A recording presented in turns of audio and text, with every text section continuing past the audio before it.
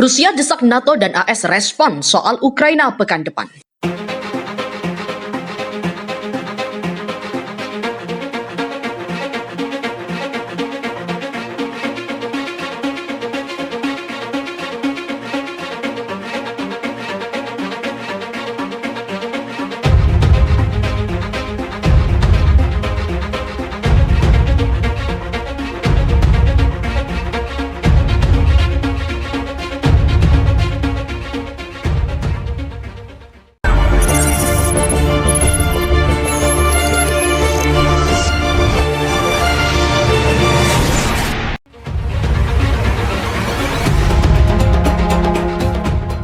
Rusia kembali menegaskan permintaannya agar NATO tidak melakukan ekspansi ke wilayah ke timur, meskipun permintaan tersebut tak digubris oleh aliansi militer tersebut di tengah penumpukan pasukan Rusia di dekat perbatasan Ukraina.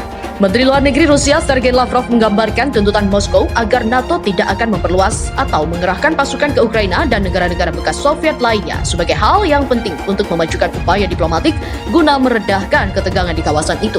Lavrov menilai penempatan pasukan dan persenjataan NATO di dekat perbatasan Rusia akan menimbulkan tantangan keamanan yang harus segera diatasi Kremlin. Pihaknya sudah kehabisan kesabaran, kata Lavrov. Barat telah didorong oleh keangkuhan dan telah memperburuk ketegangan yang melanggar kewajiban dan akal sehatnya. Lavrov mengatakan, Rusia mengharapkan Washington dan NATO segera memberikan tanggapan tertulis atas tuntutannya pada pekan depan. Di tengah ketegangan, Ukraina juga mengalami serangan cyber besar-besaran pada hari ini. Serangan cyber itu menyasar ke sejumlah situs lembaga pemerintahan. Pada pekan ini, telah dijadwalkan akan digelar negosiasi terkait isu Ukraina yang berlangsung di Jenewa dan pertemuan NATO-Rusia di Brussels. Sebelumnya, Rusia juga telah membantah memiliki rencana untuk menyerang tetangganya Ukraina. Kendati, Rusia memperingatkan bahwa ekspansi NATO ke Ukraina dan negara-negara bekas Soviet lainnya merupakan garis merah yang tidak boleh dilanggar. Washington dan sekutunya juga telah dengan tegas menolak permintaan Moskow terkait jaminan keamanan yang menghalangi ekspansi NATO.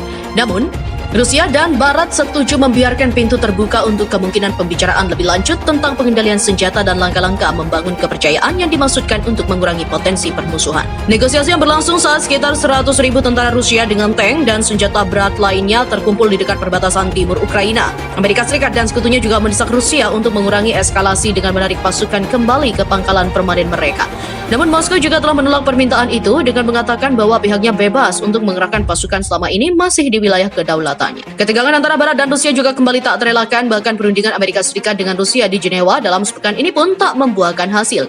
Dengan situasi yang kian memanas, pejabat senior AS mengeluarkan pernyataan peringatan bahwa mereka siap menghadapi perang. Genderang perang juga telah terdengar keras dan retorikanya menjadi agak melengking, kata pejabat diplomatik AS Michael Carpenter. Dia menilai niat Moskow tetap tidak jelas dalam pembicaraan di Eropa. Ada hampir 100.000 tentara di sisi perbatasan Rusia dengan Ukraina. Kehadiran mereka dan tindakan tembakan langsung yang dilakukan menimbulkan banyak pertanyaan tentang niat Moskow.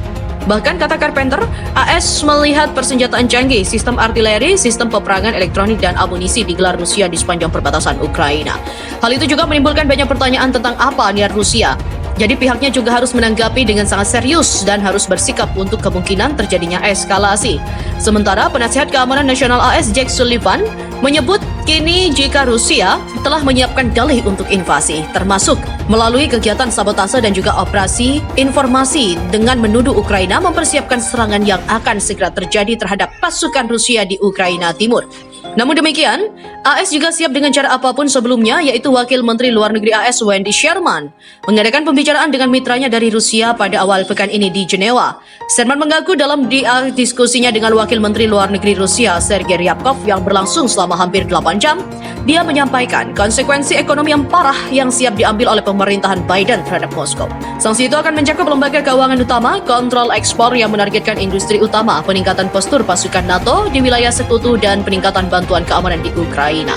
Sekretaris Jenderal NATO Jens Stoltenberg juga menjelaskan jika perbedaan signifikan antara NATO dan Moskow tetap ada. NATO siap untuk terlibat dalam dialog dengan Rusia, tetapi pihaknya tidak akan berkompromi pada prinsip-prinsip inti. Pihaknya juga tidak akan berkompromi pada kedaulatan dan integritas teritorial setiap negara di Eropa.